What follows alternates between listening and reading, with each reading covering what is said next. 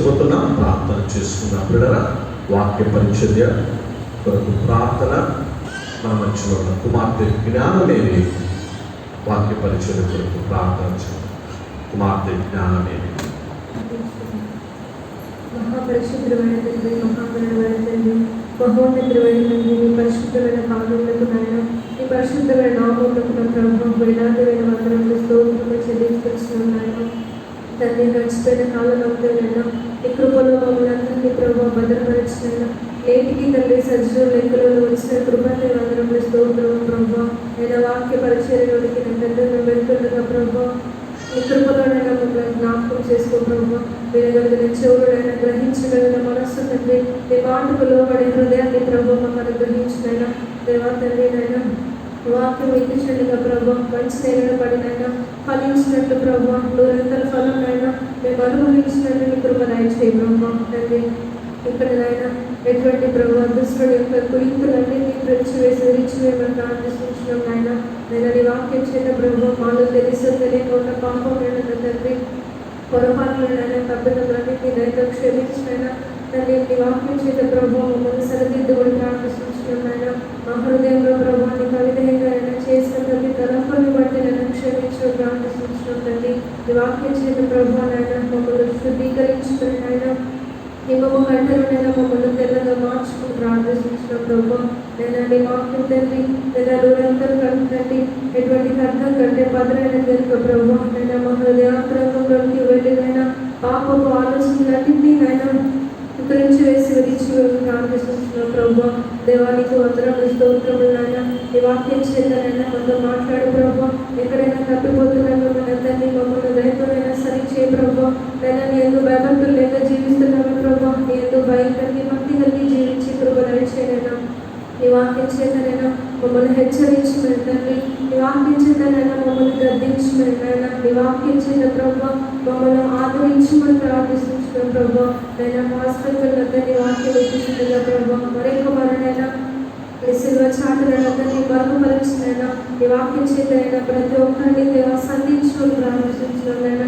దేవాలు చేసిన ప్రయత్నాన్ని బట్టినందరినీ మరొక మన ప్రభావ నీకే హృదయపూర్వకమైనటువంటి కృతజ్ఞతాస్తుతి స్తోత్రములు చెల్లించవచ్చు. నీ వాక్యం చేతనైనా అందరితోనైనా నేను మాట్లాడదని ప్రార్థిస్తూ నన్ను నేను తగ్గించుకుంటూ నీ నామాన్ని హెచ్చిస్తూ గణపరుస్తూ నజరేయుడు శక్తిమంతులు యేసు నామములో స్తుతించి ప్రార్థించి దీన మనసుతో అడిగి వేడుకొని పొంది ఉన్నాం తండ్రి. ఆమేన్.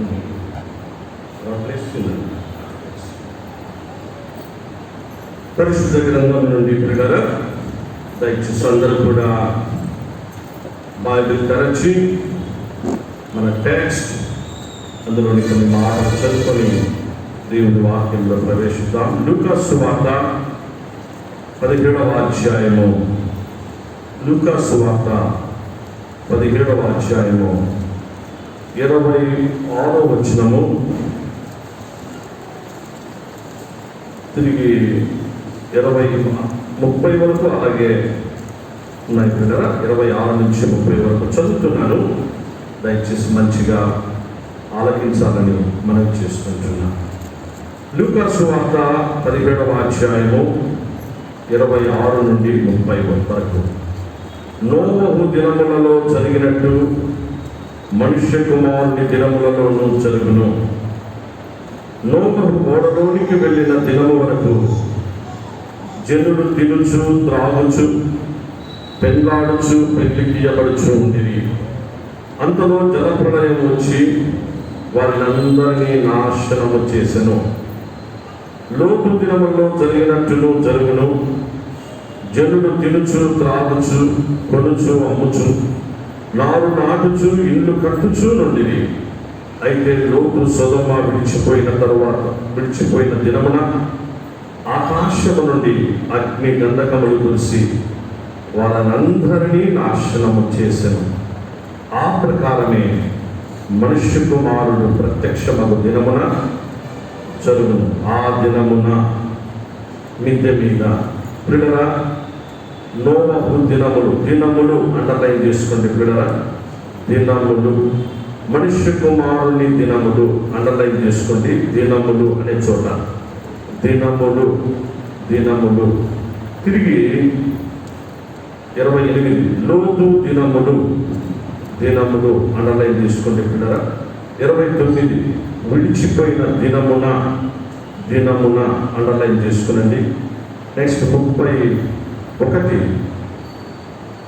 ఆ దినమున, ఆ దినమున అండర్లైన్ చేసుకోండి పిల్లరా. దినము, దినము, దినములు దయచేసి ఆ మాట అండర్లైన్ చేసుకోవాలని మనం చేస్తూ ఉంటున్నాం. నెక్స్ట్ ఒక మాట చదువుకుందాం పిల్లరా, రండి. పాత నిబంధన గ్రంథంలో కీర్తనలు 90వ కీర్తన, కీర్తనలు పిల్లరా 90వ కీర్తనలోని ఒక మాట చదువుకుందాం. పరిశుద్ధ గ్రంథము నుండి కీర్తనలు 90వ కీర్తన 12వ వచనము, 12వ వచనం చదువుతున్నాను పిల్లరా, దయచేసి గమనించండి. మాకు జ్ఞాన హృదయం కలుగునట్లుగా చేయుము, మా దినములు లెక్కించుటకు మాకు నేర్పుము.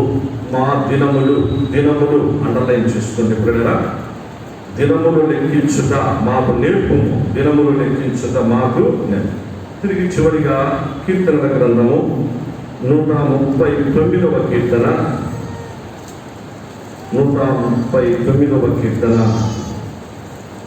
16వ వచనం చదువుతున్నాను పిల్లరా. 16వ వచనం. నేను పిండమునై ఉండగా నీ కన్నులు నన్ను చూచెను, నియమింపబడిన దినములలో ఒకటైనను కాకమునుపే నా దినములన్నీ నీ గ్రంథములో లిఖితములాయను. నా దినములన్నీ, నియమింపబడిన దినములు అండర్లైన్ చేసుకునండి. నా దినములన్నీ నీ గ్రంథములో లిఖితము లాయను. దినములు, నా దినాలు నీ గ్రంథములో లిఖితములాయను. ప్రభు నామమునకు మహిమ కలుగునుగాక. ప్రభునందు ప్రియ సంఘమా, ఆగస్టు మాసపు 4వ పరిశుద్ధ ఆదివారపు ఆరాధన ప్రభు తన మహాకృప చేత నిన్ను నన్ను ప్రేమించి, మన కుటుంబాలను ప్రేమించి, తన కటాక్షం విస్తరింపచేసి నేటికి మనలను సజీవుల లెక్కలో ఉంచి తన పరిశుద్ధ సన్నిధానములోనికి మనలందరినీ నడిపించి ఆయన సన్నిధి భాగ్యం, సన్నిధి సమృద్ధిని మనకు అనుగ్రహించినందుకై సమస్త ఘనత, మహిమ, స్తుతి ప్రభునామమునకు కలుగునుగాక. ఆరాధనకు ఇచ్చేసిన క్రీస్తునందు ప్రియ సహోదర సహోదరులు సంఘం అంతటి కూడా పునరుద్ధారుడు మన ప్రభువైన యేసు క్రీస్తు నామములో మీ అందరికీ శుభములను, వందనములను తెలియపరుస్తూ ప్రేమపూర్వకంగా అందరినీ గొప్ప దేవుని గొప్ప వాక్యంలోనికి ఆహ్వానిస్తున్నా. పిల్లరా, దయచేసి మంచిగా అందరూ కూడా దేవుని వాక్యాన్ని వైపు మీ దృష్టి కేంద్రీకరించాలని మనవి చేస్తున్నా. వాస్తవానికి వారమంతా చాలా పనులు మనందరికి ఉండి ఉంటాయి. ఎందుకంటే కొంచెం ఏదో థెరపీ ఇచ్చింది కదా, ఈ థెరపీలోనే ఏంటంటే పని ముగించుకుందామని వస్తుంది. నేను కూడా కుటుంబరీత్యా ఉన్నటువంటి కొన్ని పనులు పెండింగ్ ఉన్నటువంటి ఏదో కొంచెం థెరపీ ఇచ్చింది కదా అని నేను కొంచెం ప్రయాణాలు పెట్టుకున్నా, కొన్ని పనులు పెట్టుకున్నా. అందరికి కూడా ఆ విధంగానే ఉంటాయి మనకున్న అన్నమాట. సో ఈ వారంలో మనం అనేక బాధ్యతలను బట్టి మనం ముందుకు సాగిపోయి ఉండవచ్చు. అలాగే ఎక్కువ సమయాన్ని ప్రభు సన్నిధిలో మనం గడిపి ఉండకపోవచ్చు కూడా. ఈ సమయం ఇది అమూల్యమైన సమయం, దేవుని సన్నిధిలో ఆరాధనలో ఉన్నటువంటి సమయం కనుక అన్నీ మర్చిపోదాం పిల్లరా, అన్నీ మర్చిపోదాం. ఎందుకనగా మనము వింటున్న వాక్యం మన జీవితాలకు ఎంతో అవసరమైన, మనమందరము తప్పకుండా తెలుసుకొని నేర్చుకొని మన జీవితంలో వాటిని ఆచరించవలసినటువంటి ఆవశ్యకత ఉన్నది కనుక దయచేసి వాక్యం వైపు అన్నీ మర్చిపోయి వాక్యం వైపు మీ దృష్టిని కేంద్రీకరించాలని మీకు మనవి చేస్తా ఉంటున్నా. నా జీవితంలో కూడా పిల్లరా, దేవుడి వాక్యంలో ప్రవేశించక ముందు ప్రభు మహిమాత్మై మీరు ఎందుకనగా ఆత్మీయంగా నా పిల్లలు సంఘ కాపునిగా మీతో ఈ యొక్క సహవాసాన్ని పంచుకొని తినాలి. ఆదివారం వచ్చింది, ఆరాధన దినమే వచ్చింది కాబట్టి సంతోషంగా మీకు తెలియపరచడానికి ఇష్టపడుతున్నా. కాకపోతే విషయం ఏమనగా, నేను ఒక పరిస్థితిని బట్టి ఆ యొక్క జన్మదినాన్ని కలిగి ఉండడం లేదు. దాదాపుగా 2014 నుంచి పిల్లరా మనకు ఈ జన్మదినాన్ని నేను కలిగి ఉండడం లేదు. ఇది నా జీవితంలో ఆత్మీయ జన్మదినం. అది నవంబర్ 14 నేను నెహ్రూ పుట్టినటువంటి దినం. అది మామూలుగా నా యొక్క బౌద్ధనే, కానీ ఆత్మీయంగా యేసుప్రభుడు రక్షకుడిగా కలిగి నా జీవితంలో నా జీవితానికి ఒక సార్థకతను తెచ్చుకునేటువంటి దినం ఆగస్టు 22 ఈ దినం బిడ్డరా. ఈ దినం రాత్రి 8:10 నుంచి 20 మధ్య కాలంలో ప్రభు సన్నిధిలో నా పాపములను, నా బలహీనతలన్నింటినీ ఒప్పుకొని చేసినటువంటి దేవుడికి వ్యతిరేకంగా చేసిన వాటన్నిటి విషయంలో పశ్చాత్తాపడి కన్నీళ్లు విడిచి అలాగూ ప్రభువు నా హృదయంలో చేర్చుకున్న దినం, నా గుండెలు, నా హృదయం తేలికైనటువంటి దినం, నా బరువు దించుకున్న దినం, భారాన్ని తొలగించుకున్న దినం, మహా గొప్ప రక్షణ, ఆ సంతోషాన్ని పొందినటువంటి దినం. అందుకే మర్చిపోలేని దినం.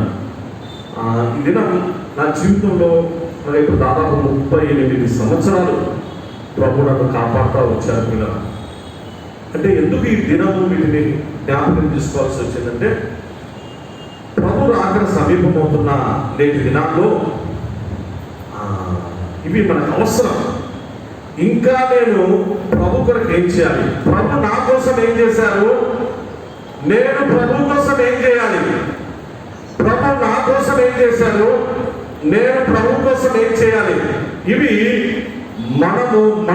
మనమే దేవుని వాక్యపు వెలుగులో పరీక్షించుకొని ఆత్మావలోకనం చేసుకొని సాగిపోవలసినటువంటి పరిస్థితి పిల్లల.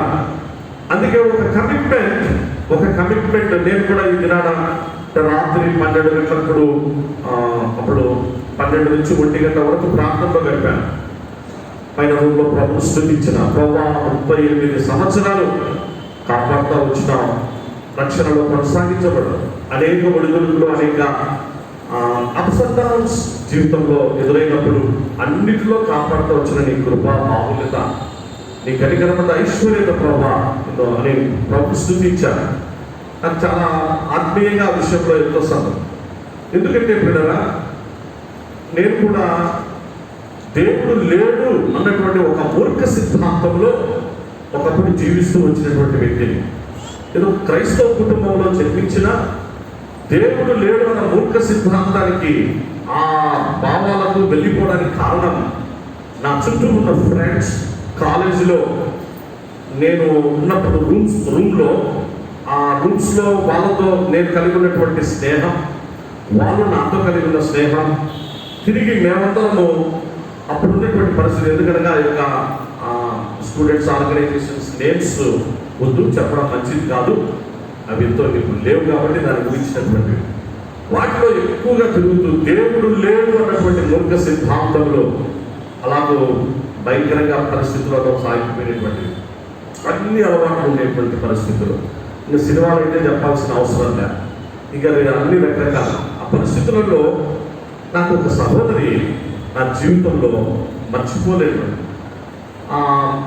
అంటే నా ఏజే ఉంటుంది.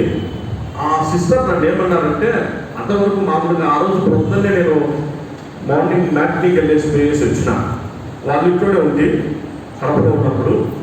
పోయేసి వచ్చింది, చూసింది ఆ సిస్టర్, తెలుసు పొద్దున్నే మార్నింగ్ షోకే పోయేసి వచ్చినాడు ఇలా అని చెప్పేసి అని.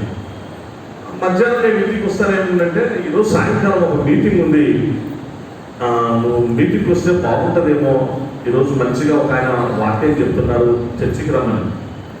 అంటే నేను సరే అంతకుముందు కూడా చాలాసార్లు చెప్పింది కానీ నెగ్లెక్ట్ చేసిన, పోలేదు. అంటే ఎవరు వస్తున్నారు అని అడిగిన. అంటే తిమోతి గారు అని చెప్పేసి అని, ఆయన హైదరాబాద్లో ఉంటారు, హెబ్రోన్లో ఉంటారు, ఆయన వస్తున్నారు అని చెప్పి. తిమోతి గారు అంటే నాకు చిన్నప్పుడు ఒకసారి బ్రదర్ భక్సింగ్ గారికి ట్రాన్స్లేట్ చేస్తుండేటువంటి వారు, ఇంగ్లీష్లో నుంచి తెలుగులోకి. ఆయన అంటే అది చిన్నప్పుడు బాగా చక్కగా ఆయన ట్రాన్స్లేట్ చేస్తారని.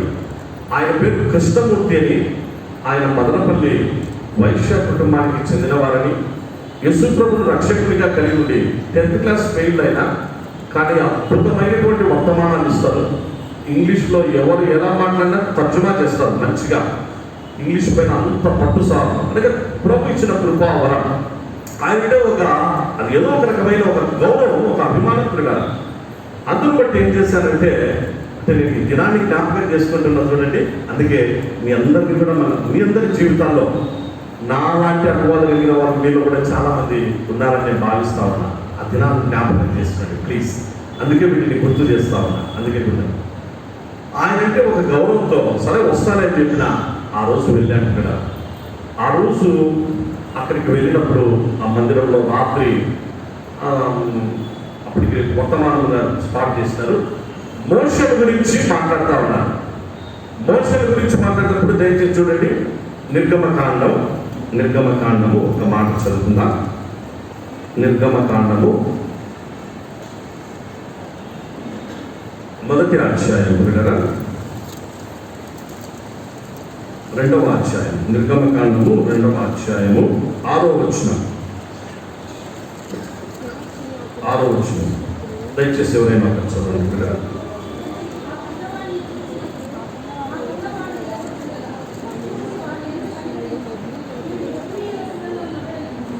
మోషేను గురించి చిన్నప్పుడు అక్కడ వాళ్ళు ఏమని కామెంట్ చేస్తున్నారు, వీడు హెబ్రీయుల పిల్లలలో ఒకడనను. అనగా మనందరికీ తెలుసు సందర్భం, నేను మళ్ళీ వివరణ ఇవ్వడం లేదు బిడ్డరా. హెబ్రీయుల పిల్లలలో ఒకడనను. సరే ఇదే హెబ్రీయులు అని చెప్పేసి వాళ్ళు కామెంట్ చేస్తారు. నెక్స్ట్ తర్వాత ఏం జరిగింది, అదే 2వ అధ్యాయము 18, 19 చదవన్నాను. వారు లేచి వారు తమ తండ్రి అయిన రఘుయేలునకు వచ్చినప్పుడు అతడు, నేను మీ ఇంత త్వరగా ఎప్పుడు వచ్చిందని. అందుకు వారు, ఐగుప్తులకు మందల కాపుల చేతిలో నుండి మమ్మల్ని తప్పించి వడిగాని చేసి మన మందకు పెట్టినగా. ఇప్పుడు ఏమంటున్నారు ఇక్కడ ఇంకొంతమంది, ఐగుప్తీయుడు ఒకడు. మోషేను గురించి ఒకరు ఏం మాట్లాడారు, హెబ్రీయుడు అని ఒకరంటే పెద్ద అయిన తర్వాత ఇంకొకరు ఏం మాట్లాడుతున్నారు, ఆయన చేసిన పనిని బట్టి ఐగుప్తీయుడు. హెబ్రీయులకు ఐగుప్తీయులకు ఏమన్నా అసలు సారూప్యం కానీ సంబంధం కానీ లేకపోతే ఏమన్నా, హెబ్రీయుడు వేరు ఐగుప్తీయుడు వేరు కదా. గమనించండి, వాళ్ళు ఒకటే అయితే మనం దీని గురించి మాట్లాడుకోవాల్సిన అవసరం ఉండేది కాదు. హెబ్రీయులలో ఒకడు అని చెప్పేసి చిన్నప్పుడు మోషే విషయంలో, తర్వాత అతని యొక్క పనిని అతని పరిస్థితులను బట్టి ఇంకొకరు ఏమైనా అర్థం చేస్తున్నారంటే ఇతను ఐగుప్తీయుడు ఒకడు వచ్చి మాకు సహాయం చేశాడు అంటున్నారు. మోషేని గురించి వాళ్ళు వారు మాట్లాడే మాట. అప్పుడు మోషే జీవితాన్ని గురించి ఆయన వర్తమానం ఇస్తూ ఉన్నారు. వర్తమానం ఇస్తూ మోషే తన జీవితంలో చూడండి ఎంతగా తాను ఆ దేవుడు అంచెలంచెలుగా అతని జీవితంలో మార్పులు తీసుకొని వచ్చి ఆశీర్వదిస్తూ వచ్చాడు అనేది, ఎలాంటి మార్పులు తీసుకొని వచ్చాడు, ఎన్ని మార్పులు సాకులు చెప్పినా, ఎన్ని మార్పులు తప్పించుకోవాలని చూసినా దేవుడు మండుచున్న పొద అనుభవాన్ని మోషేకి చూపించి యవనస్తుడైనటువంటి మోషేను దేవుడు వాడుకున్నాడు అని ఆ రోజు వర్తమానం అందిస్తూ మోషే గురించి చెప్పగా నేను కూడా నా జీవితంలో అప్పుడు పశ్చాత్తాపడ్డాను. ఎందుకనగా అలాంటి వర్తమానాలు అంతకుముందు నేను వినలేదు. అంటే ఒకవేళ వినాలని వర్తమానాలు ఉన్నా చెవి పెట్టేవాడి కాదు. ఆ చెవి పెట్టి ఆలకించి అయిపోయేంత వరకు ఉండి వాటిని మంచిగా ఏంటని అంత సమయం కేటాయించేవాడి కాదు. అదొక రకమైనటువంటి ఆ మూర్ఖత్వం, అదొక రకమైనటువంటి సాతాను చేతిలో ఆ విధంగా మోసపోయినటువంటి పరిస్థితులు ఉండగా, మూర్ఖత్వం పరిస్థితులు. అందుకే జీవితంలో చాలా నష్టపోయినాను. అప్పటికి నేను చాలా నష్టపోయినా. ఎందుకంటే చెడు స్నేహాన్ని బట్టి. మా నాన్న నన్ను డాక్టర్ చేయాలనుకున్నారు పిల్లలు. డాక్టర్ చేయాలని ఆయన ఎంతో ఇష్టపడితే 10th క్లాస్ అయిపోయిన తర్వాత నేను ప్రొద్దుటూరు మున్సిపల్ హై స్కూల్ దాదాపు 400 మంది స్టూడెంట్స్ ఉంటే 11 మంది ఫస్ట్ క్లాస్ పాస్ అయినా. ఫస్ట్ క్లాస్ పాస్ అయిన వాళ్ళంతా 11 మంది. ఆ 11 మందిలో నేను ఒకని. అప్పుడు స్కూల్ సెకండ్ వచ్చినాను. అప్పుడు మా నాన్న అంతకు ముందే చదువుతాడు బాగా అని చెప్పేసి ఉద్దేశంతో నన్ను బైబిల్ ఇప్పించి డాక్టర్ చేయాలని చూస్తే మా నాన్నకు తెలియకుండా నాకున్న చెడు స్నేహాన్ని బట్టి అప్పుడు విలువ తెలియదు, మూర్ఖత్వం. నేను బైపీసీ సీట్ వచ్చింది, కానీ బైపీసీ చేరకుండా నెక్స్ట్ మళ్ళీ ఒక మరుసటి రోజు సిఈఎల్ గ్రూప్ వస్తే సిఈఎల్ గ్రూప్లో పోయి జాయిన్ అయిపోయినా. అక్కడ ఏమున్నారంటే కంపార్ట్మెంటల్ పాస్ అయిన వాళ్ళు, థర్డ్ క్లాస్ పాస్ అయిన నా ఫ్రెండ్స్ అందరూ కూడా ఒక బ్యాచ్ ఉండేది. వాళ్ళు మనమందరం కూడా కాలేజీని ఏనాలా మనమే కాలేజీలో అందరం ఇట్లుండాలి అట్లుండాలని చెప్తే అది పని మైండ్లో. అంతేగాని బైపీసీ విలువ, తండ్రి చెప్పిన మాట విలువ, భవిష్యత్తు జీవితం అర్థం కాదు. అంటే ఆ విధంగా చాలా నష్టపోయినా. మా నాన్న వారం రోజులు బాధపడ్డాడు, నన్ను చెప్పినాడు, బాగా చెప్పి చూసినాడు. నేను వినకపోతే ఎప్పుడు నాకు జ్ఞానోదయం ఏంటంటే చెప్పినారా, మా నాన్న మాట వినకపోయినప్పుడు నేను రక్షణానుభవంలోనికి వచ్చిన తర్వాత, ప్రభు తెలుసుకున్న తర్వాత నేను ఎంత నష్టపోయినానో, ప్రభునందు నేను ఎంతగా ఆ విషయంలో దూరం అయిపోయి నష్టపోయినా, మా నాన్న మాట వినకపోవడం వల్ల నేను ఎంత జీవితంలో నష్టపోయినా, ఈ సీఎం గ్రూప్ తీసుకున్నప్పుడు నేను ఎందుకు ఈ విధంగా ఇట్లా డైవర్ట్ అయిపోయించి చెడు స్నేహాన్ని బట్టి పోనీ ఆ సీఎం గ్రూప్లో మంచిగా చదువుకొని అక్కడ కూడా ఉంటే అది బాగుండేటువంటిది. అలా కూడా కాకుండా ఆ విధంగా జీవితంలో చాలా పోగొట్టుకున్నానని నేను ఎంతో పశ్చాత్తాపడ్డాను. చాలా పశ్చాత్తాపడ్డాను. అందుకే ఆ దినాన్ని జ్ఞాపకం చేసుకున్న, రాత్రి మా అమ్మ నాన్న జ్ఞాపకం చేసుకొని ప్రభు అయితే కన్నీళ్ళు వచ్చాయి, ఏడ్చాను. మళ్ళా ప్రభుని స్తుతించాను. ప్రభా, నా తల్లిదండ్రులు నన్ను విడిచిన నీవే నాకు తండ్రివై నన్ను ఇంతవరకు కాపాడతాను. అందుకే కీర్తనలు 19 ఆ భాగాలు మనం చదువుతున్నాం కదా. ఈ సమయాన ప్రభునందు ప్రియ సంఘమా, మీ అందరికీ నేను ప్రత్యేకంగా మనవి చేస్తాను. ఇది నా మన అభిషేకుడా దినములు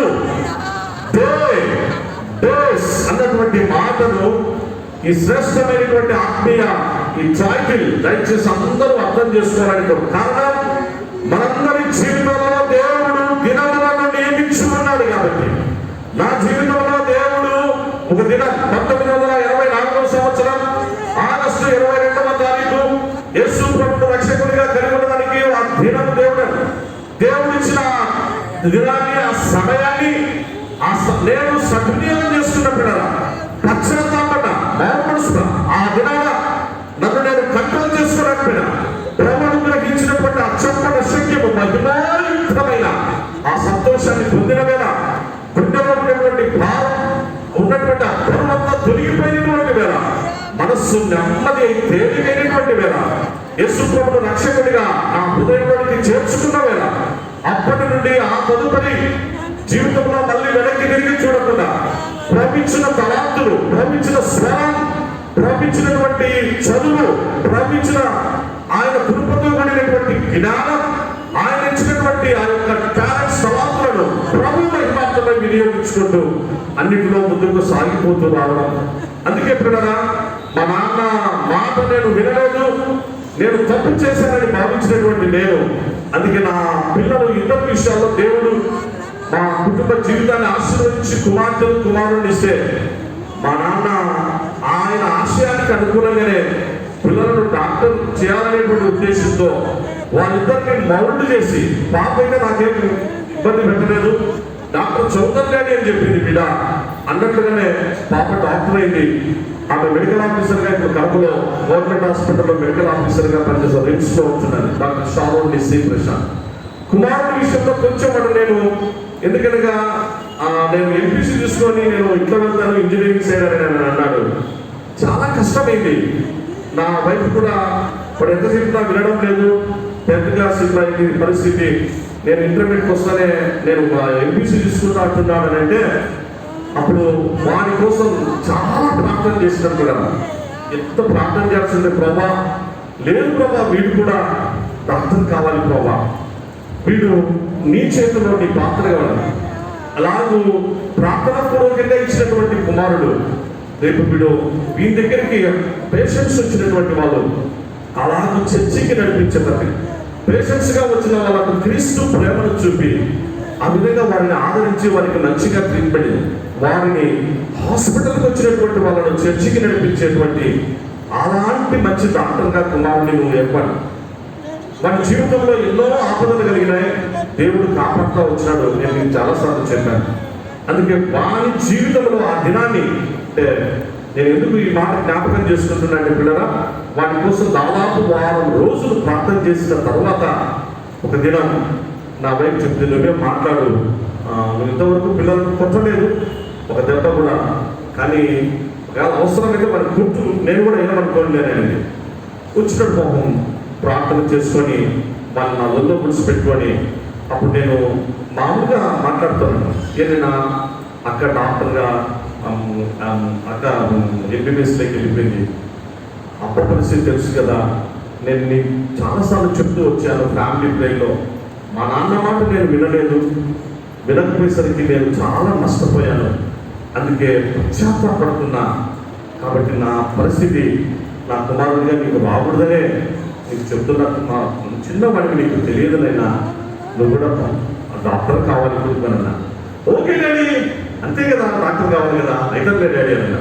ఇప్పుడు ఏంటి ఇంత సింపుల్ సులువుగా ఒప్పుకున్నాడే, వాళ్ళమ్మ దగ్గర ఇంత ప్రోలు చేసి అని చెప్పేసారంటే ఆ దినం కూడా మర్చిపోలేదు ఇక్కడ. ఆ దినం కూడా మర్చిపోయాను. ఆ దినము కరెక్ట్గా అది జనవరి 12వ తారీఖు. జనవరి 12 అది కూడా ఎప్పుడు మర్చిపోలేదు. వాడి జీవితంలో వాడు మార్పు తెలుసుకున్నాడు అన్నట్టుగానే ప్రభు మహిమాత్మై వాడు కూడా మంచిగా ర్యాంక్ తెచ్చుకున్నాడు. గవర్నమెంట్ కాలేజీలోనే సీట్ వచ్చేటట్టుగా క్రిస్టియన్ కోటాలో, మనకు రిజర్వేషన్స్ అవన్నీ క్రిస్టియన్ కోటాలో మనకు వచ్చేటట్టుగా ప్రభు కృప చూపించాడు. దేవుడు 2 పిల్లల విషయాలు. అంటే ఈ దినాలను ఎందుకు జ్ఞాపకం చేసుకుంటున్నామంటే పిల్లరా, ప్రభు చేసేటువంటి కార్యాలు ఆశ్చర్యకరంగా ఉంటాయి. అందుకే మా నాన్నకు ఆ విధంగా పిల్లల చదువును బట్టి ఒక సంతోషంతో, నేను చేయలేని పని నా పిల్లల ద్వారా డాడీ నీకు నేను ఇస్తున్నాను. తర్వాత నేను కూడా ఒకటి ఆలోచన చేసిన, ఆయన ఎంబీబీఎస్ కావాలనుకున్నాడు, కానీ నేను కాలేకపోయాను కదా అని చెప్పేసి థియాలజీలోనే నేను ఎంటీహెచ్ చేసిన తర్వాత మాస్టర్ ఆఫ్ థియాలజీ, తిరిగి డాక్టర్ ఆఫ్ థియాలజీ చేసి డాక్టరేట్ అనేటువంటిది అనిపించుకొని, అనగా సెక్యులర్ డాక్టర్ కాకపోయినా థియాలజికల్గా ఈ విధంగా అనేది కూడా ఉంటుందండి. ఆ విధంగా నేను ఎందుకు మాట్లాడుతున్నానంటే పిల్లల జీవితంలో ఇవన్నీ మనకెంతో ఆనందాన్ని, సంతోషాన్ని, సంతృప్తినిచ్చిన దినాలు, అలాంటి సంభవాలు, అలాంటి గడియలు అందరికీ నేను సవినయంగా మనం చేసుకుంటున్నా. ఇలాంటి దినాలు, ఇలాంటివి మనమందరం కూడా ప్రభు మహిమాత్మై కలిగి ఉండాలని మనం చేస్తూ ఉంటున్నాం. మోషే ప్రార్థన చేస్తున్నారు పిల్లల. మనకు కీర్తనలు 90వ కీర్తన చదివా, మా దినమును లెక్కించుట మాకు నేర్పు ప్రభు అన్నాడు. ఇది మోషే చేసిన ప్రార్థన. ఇంతకుముందే మనం చదువుకున్నాం. ఆయన ఏమంటున్నాడంటే, నా దినమును లెక్కించడం నాకు నేర్పు ప్రభు. నేనేంటి, నా పరిస్థితి ఏంటి, నేను ఎంత కాలం ఉంటా, ఇప్పుడు నా జీవితంలో 50 దాటాయి, 60 దాటాయి, 70 దాటాయి, ఇంకా నేను ఎంత కాలం ఉంటానో, నా దినమును లెక్కించడం నాకు నేర్పించు ప్రభా. ఎంత మంచి ప్రార్థన అండి. అలాంటి ప్రార్థన మనం కూడా చేయాలనుకున్నాను, అవసరం. ఇది ప్రస్తుతం 2 దినాల్లో మనందరికీ అవసరం. అలాగే నెక్స్ట్ దావీదు గారు కూడా 139వ కీర్తనలో మనం చదివాం. 139వ కీర్తన 16-17 వచనాల్లో అక్కడ ఉన్నప్పుడు, నా దినములన్నీ నీ గ్రంథములో లిఖితములైన అంటున్నాడు. నియమింపబడిన దినములలో ఒకటైనను కాకమునిపే నా దినములన్నీ నీ గ్రంథములో లిఖితములైన. చూసారా కదా, దేవుడు మనకు ఆ దినాలను ఏర్పాటు చేశాడు. ఏర్పాటు చేసిన, నియమించినటువంటి ఆ దినాలు నియామక దినాలు ఉన్నాయి. ఆ నియామక దినములలో ఒకటైనా కాకుండా నా దినములన్నీ నీ గ్రంథములో లిఖితములైన అంటున్నాడు. దావీదు దేవుడిని స్తుతిస్తా ఉన్నాడు, తన బర్త్డేను జ్ఞాపకం చేసుకొని. ఆ కీర్తన 139 ఆ 13వ వచనం నుంచి 18వ వచనం వరకు ఉన్న ఆ మాటలు అవే పిల్లరా. దావీదు తన దినాలను జ్ఞాపకం చేసుకున్నాడు, తన బర్త్డేను జ్ఞాపకం చేసుకున్నాడు, వాళ్ళ అమ్మ నాన్నను జ్ఞాపకం చేసుకున్నాడు. దేవుని ఆ దినాన్ని బట్టి దేవుని స్తుతించి మహిమపరుస్తున్నాడు.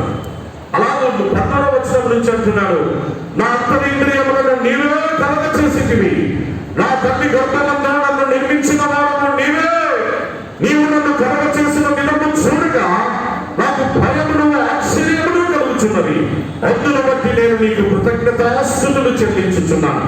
దేవా, నీ కార్యములు ఆశ్చర్యకరములు. ఆ సంగతి నాకు బాగుగా తెలుస్తున్నది. నేను రహస్యమందు పుట్టినవాడు,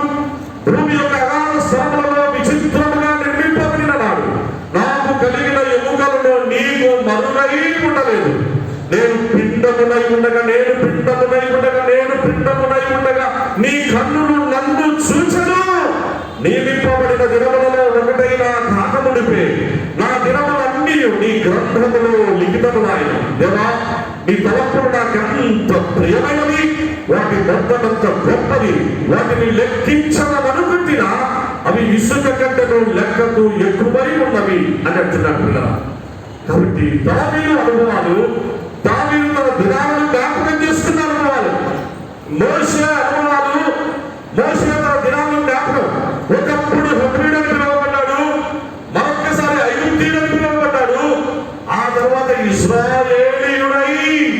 ఇశ్రాయేలీయులకు నాయకుడై, ఇశ్రాయేలులకు ఒక ప్రవక్తై, అలాగూ మోషే తన జీవితాన్ని సార్థకత చేసుకున్నాడు. మండుచున్న పొద అనుభవంలోనికి వచ్చినటువంటి మోషే మండుచున్నటువంటి ఆ పొదను తన కుండల్లోనికి తెచ్చుకొని తన బ్రతుకును సార్థకం చేసుకున్నాడు. పిల్లరా, ఆ విధంగా ఎందరికి సవినయంగా మనం చేస్తున్నాం. ప్రభు రాకడ సమీపమైనటువంటి నేటి దినాల్లో ఉంటున్నటువంటి మన దినాలను జ్ఞాపకం చేస్తున్నాం.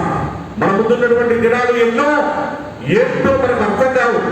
ఒకవేళ మనకు అర్థమే అయితే ఆ పరిస్థితి ఇంకొక ప్రిపరేషన్ ఇంకొక రకంగా ఉండేదేమో. మనకు అర్థం కాదు. అర్థమైనది ఎప్పుడు? ఆ సిక్ అయినప్పుడు, పెట్టుబడికి వచ్చినప్పుడు, మరణ పడక మీదకి వచ్చినప్పుడు అర్థమవుతుంది. ఇంక అయిపోతుందేమో, నేను ఇంకా ఒక రోజు 2 రోజులు, ఇంకా 3 రోజులు, నేను మహా అంటే 4 రోజులు ఉంటా, అంతకంటే ఎక్కువ ఉండనని అప్పుడు అర్థమవుతుంది. ఆ అర్థమైనటువంటి ఆ పరిస్థితుల్లో అప్పుడు పశ్చాత్తాపడతాం. ఓకే, అది వేరే పరిస్థితులు పిల్లరా.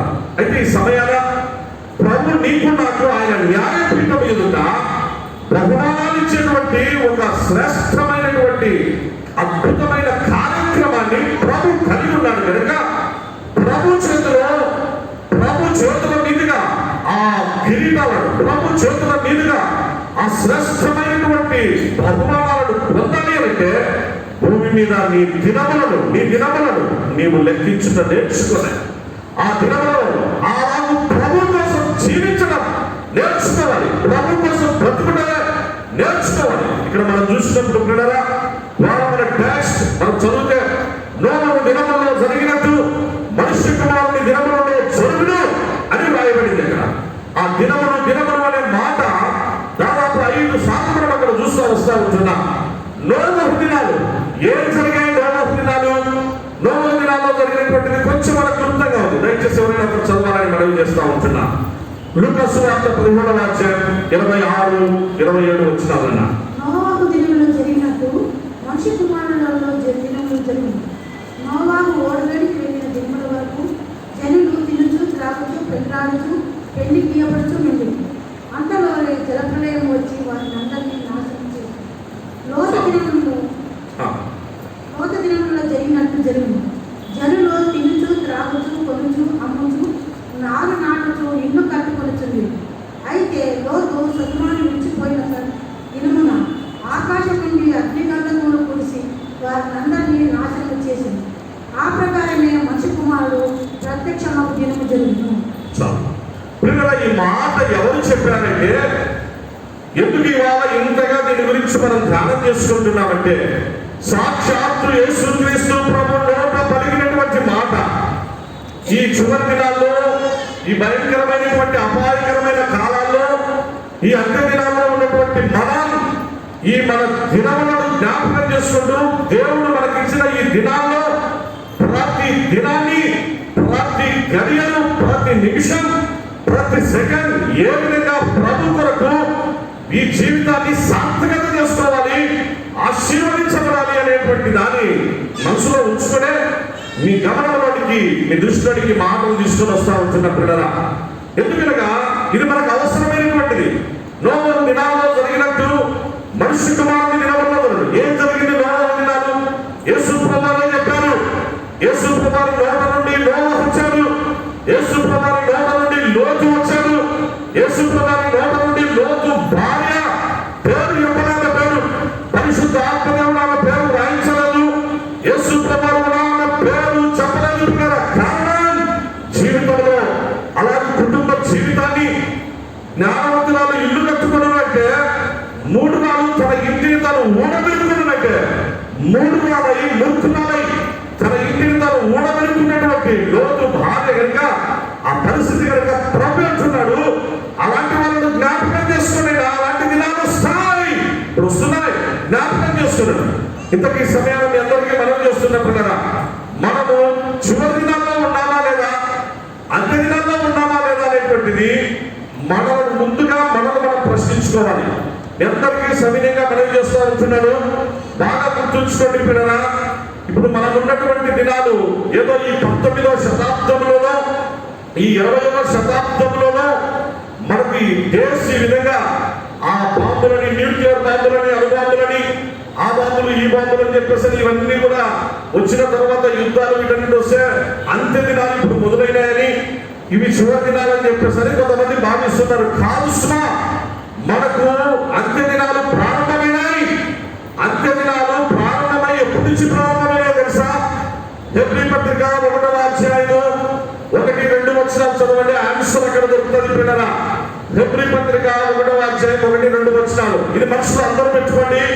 ఎవరికైనా ఎప్పుడైనా చెప్పండి, అంత్య దినాలంటే ఈ 10 ఏళ్ళు, 20 ఏళ్ళు, 30 ఏళ్ళ నుంచి వచ్చిన దినాలు కాదు సుమా. ఎప్పటి నుంచి మనము ఈ లాస్ట్ డేస్, ఎండ్ టైమ్స్ లో ఉన్నామనేటువంటిది ఇదిగో ఆన్సర్ అక్కడ ఉంది, చూడండి. పూర్వకాలమందు నానా సమయంలో నానా విధములుగాను ప్రవక్తల ద్వారా మన పితరులతో మాట్లాడిన దేవుడు ఈ దినముల అంతమందు కుమారుని ద్వారా మనతో మాట్లాడింది. ఈ దినముల అంతమందు కుమారుని ద్వారా మనతో మాట్లాడాడు. ఈ దినముల అంతమందు, ఈ దినముల ఇంగ్లీష్ లో అక్కడ ఎండ్ టైమ్స్ అని ఉంటుంది పిల్లరా. ఎండింగ్ ఆఫ్ ది టైమ్స్ అని ఉంటుంది. ఈ దినముల అంతమందు, దినముల అంతమందు ఎవరి ద్వారా మాట్లాడాడు? కుమారుని ద్వారా మాట్లాడు. ఒకప్పుడు దేవుడు ఎలా మాట్లాడుతూ వచ్చాడు? పూర్వకాలమందు నానా సమయంలో నానా విధములుగా మన పితరులతో మాట్లాడిన దేవుడు. దేని ద్వారా? ప్రవక్తల ద్వారా మన పితరులతో మాట్లాడుతూ వచ్చినటువంటి దేవుడు, మన పితరుల ద్వారా మాట్లాడుతూ వచ్చిన దేవుడు ఈ దినముల అంతమందు ఎవరితో మాట్లాడుతున్నాడు? కుమారుని ద్వారా మాట్లాడు. అనగా యేసు క్రీస్తు ప్రభు ద్వారా మాట్లాడుతున్నాడు. ఎప్పుడు మాట్లాడుతున్నాడు? దినముల అంతమందు. కుమారుని ద్వారా మాట్లాడుతున్నాడని మామూలుగా రాయబడింటే బాగుంటుంది, కానీ దినముల అంతమందు. ఏ దినాలు? దినముల అంతం అనగా అంత్య దినాలు అప్పటి నుంచి ప్రారంభమయ్యాయి. యేసు క్రీస్తు ప్రభు ఆయన ఎప్పుడైతే మాట్లాడడం ప్రారంభించారో గుర్తుంచుకోండి పిల్లరా. ఎవరికైనా ఇదే ఆన్సర్ ఇవ్వండి.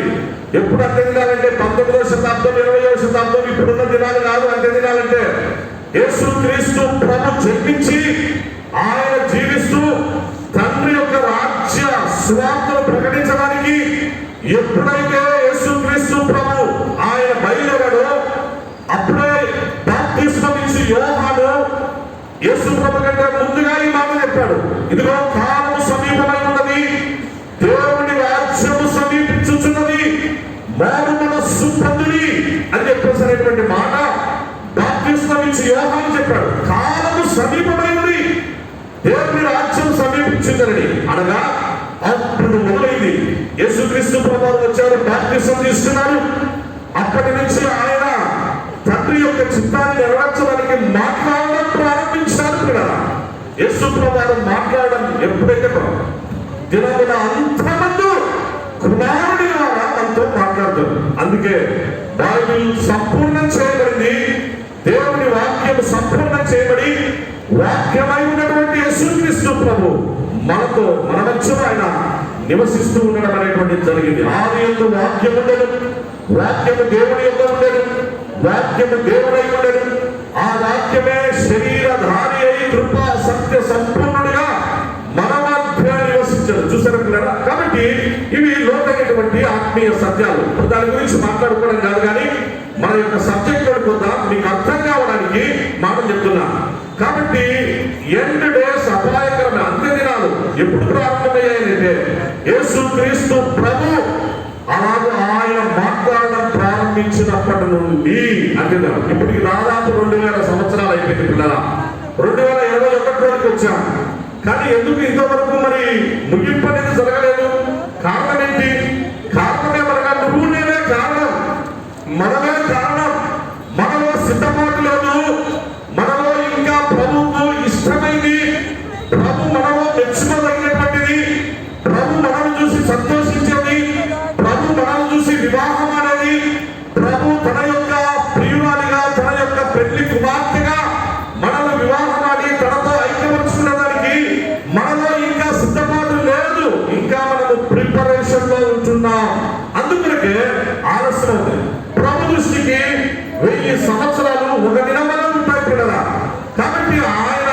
క్యాలిక్యులేషన్స్ వేరు, ఆయన లెక్కలు వేరు, ఆయన యొక్క పరిస్థితి వేరు.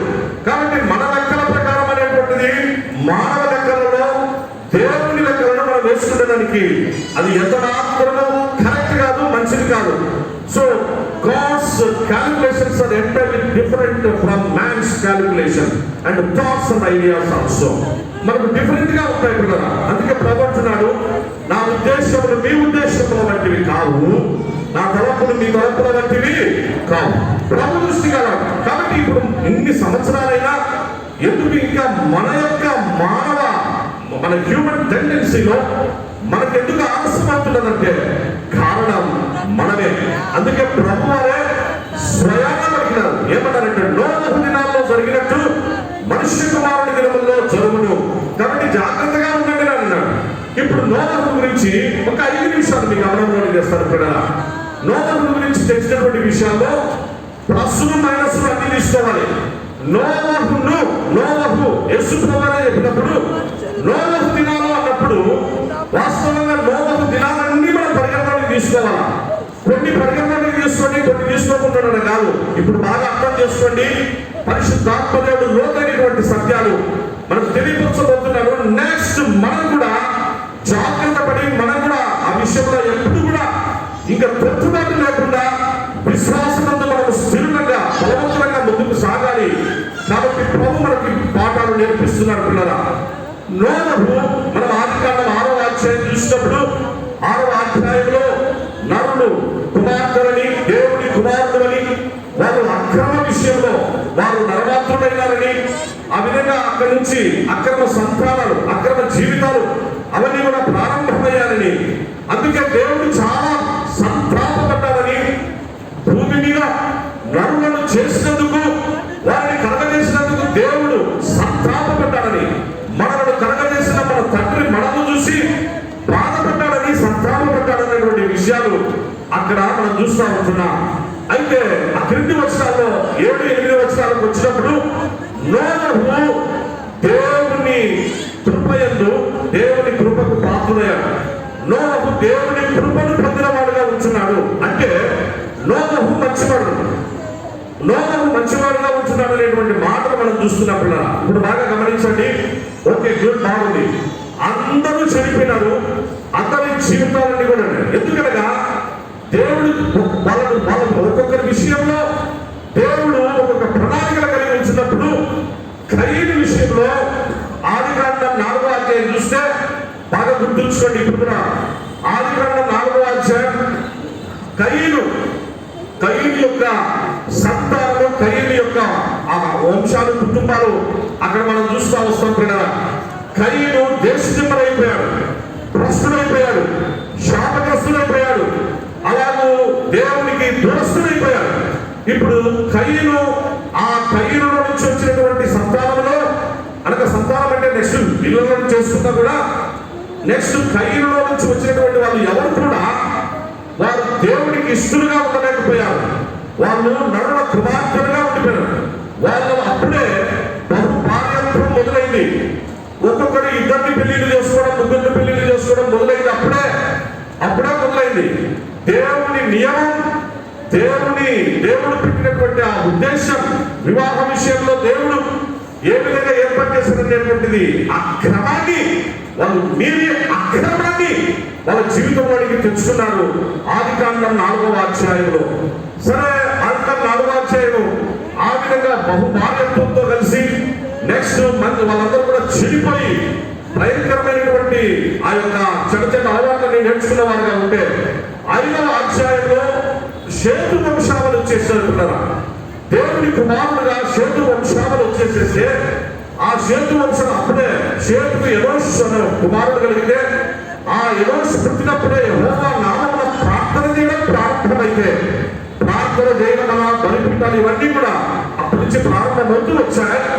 నెక్స్ట్ ఆ విధంగా దేవుడు సంతోషించాడు ఆ వంశాలను చూసి. కాకపోతే జరిగిన విషయాలు ఏంటంటే రాను వారు కూడా వారి జీవితాల్లో దేవుడు వారికి ఇచ్చినటువంటి దినాలు ఒక్కొక్కరికి 969 సంవత్సరాలు, 962 సంవత్సరాలు, 930 సంవత్సరాలు, 910 సంవత్సరాలు, 800, 900 అంతగా దేవుడు వారికి దినాలనిచ్చి ఆయుష్నిస్తే వాళ్ళ జీవితాల్లో చాలా మంది చెడిపోయిన వారిగా ఉన్నారు. చెడిపోయిన వారు దేవుడు ఇచ్చినటువంటి ఆయుష్ను దుర్వినియోగం చేస్తున్నారు. దేవుడిచ్చిన విలువైన జీవిత కాలాన్ని అక్రమమైనటువంటి వాటిని ఉపయోగించుకుంటూ వచ్చారు. క్రమము కానిది అక్రమం, దానికి ఎక్కువ వాళ్ళు కేటాయిస్తూ వచ్చారు. అందుకే దేవుడు భూమి మీద నరులను చేసినందుకు ఆయన చాలా సంతాపపడ్డాడు అనే మాట మనం అక్కడ చూస్తూ ఉంటున్నాం. జరిగినటువంటి విషయం మనకు తెలుసు. అన్నిటినీ ఆయన నాశనం చేయాలనుకుంటే జస్ట్ ఓన్లీ వన్ ఫ్యామిలీ, బాగా నడిపినారా, ఒకే ఒక కుటుంబం. ఆ ఒక్క కుటుంబం దేవుని దృష్టికి ఆయన కృపకు పాత్రమైనటువంటి కుటుంబం ఒకటే. కృప పొందినటువంటి కుటుంబం నోహు అండ్ హిస్ ఫ్యామిలీ. అందుకే దేవుడు వారిని కాపాడాలి. ఈ సమయాన ప్రియ సహోదరుల సహోదరి, మనందరి జీవితాలు ఈ విధంగానే ఉంటున్నాయి. ప్రభు అందుకే అక్కడ లూకాసు సువార్తలో నోహును జ్ఞాపకం చేయడం ఉద్దేశం అదే. లోతును జ్ఞాపకం చేయడం ఉద్దేశం అదే. ఎందుకనగా లోకంలో ఎంతో మంది, కొన్ని వేల మంది అక్కడ ఉన్నారు.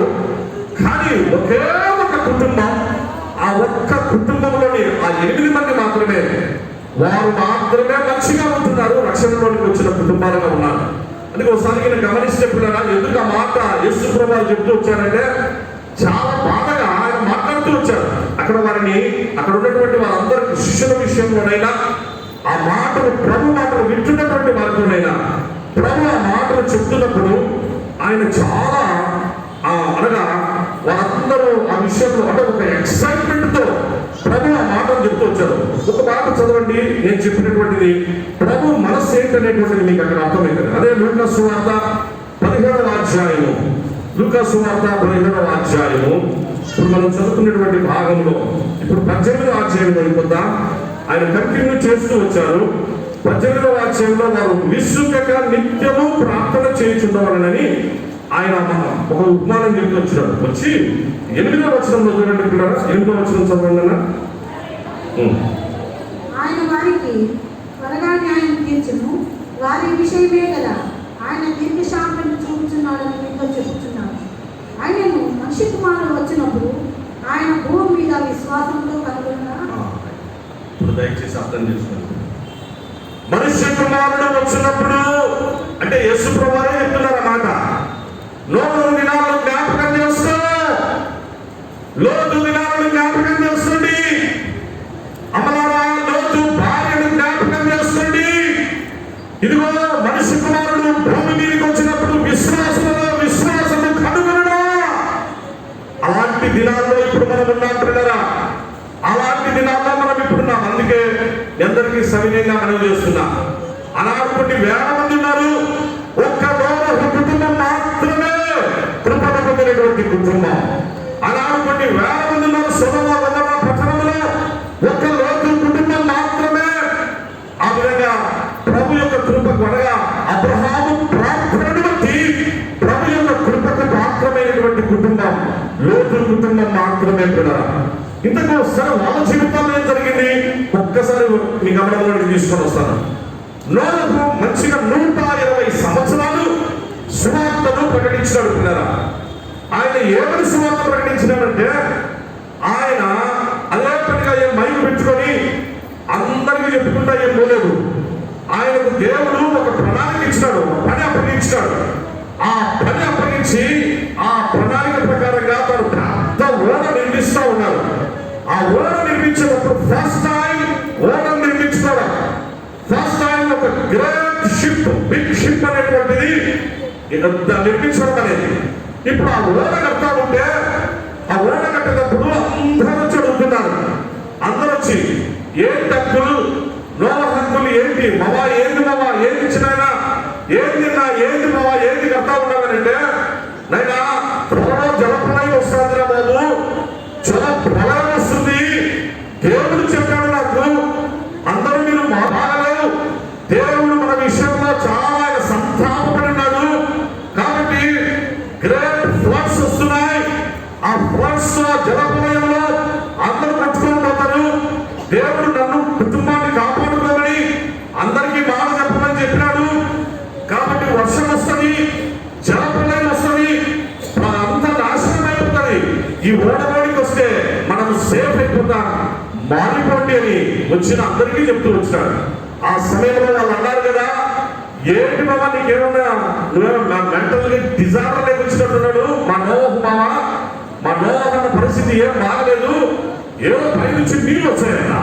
ఏమొస్తాయి అంటే అంతవరకు వాళ్ళకి వర్షం పరిస్థితి తెలియదుకున్నారా.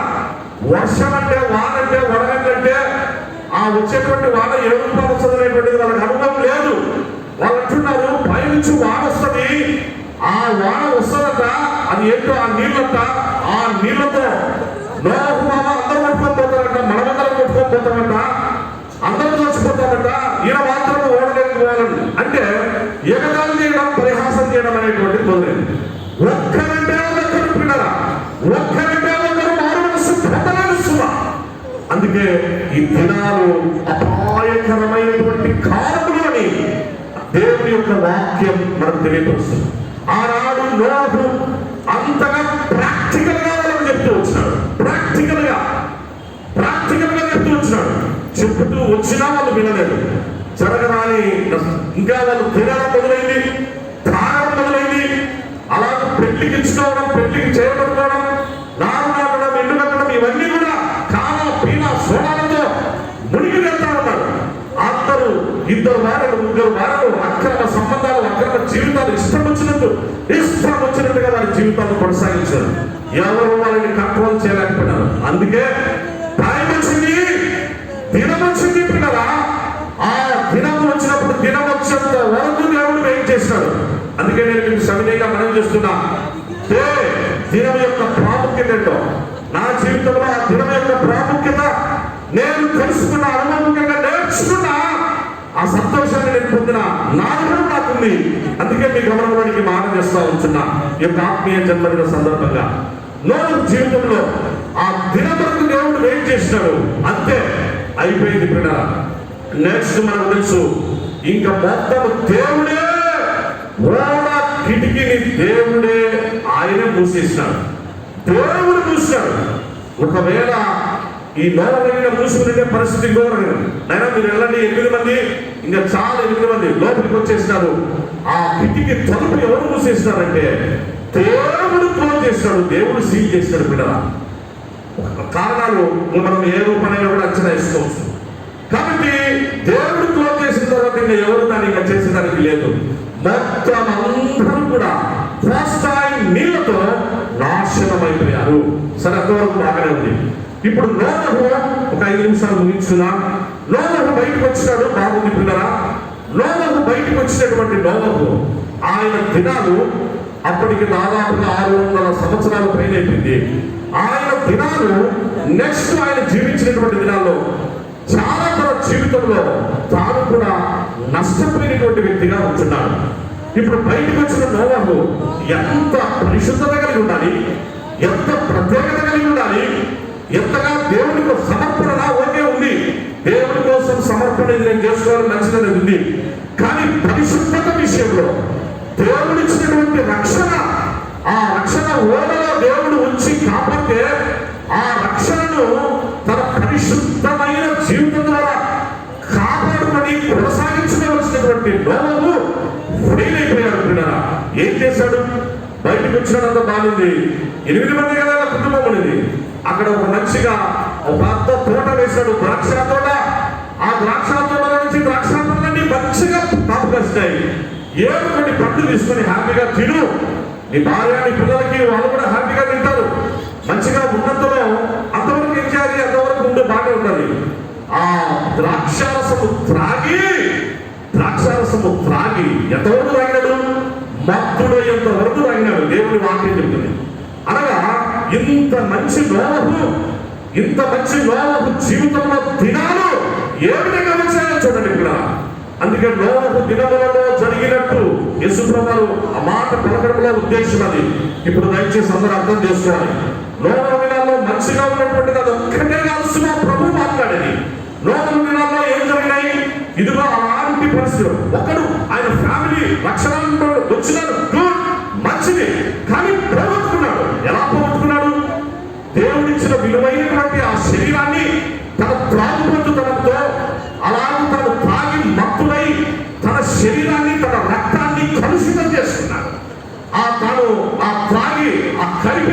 మత్తుడై తన బాడీని కలుషితం చేస్తున్నాడు.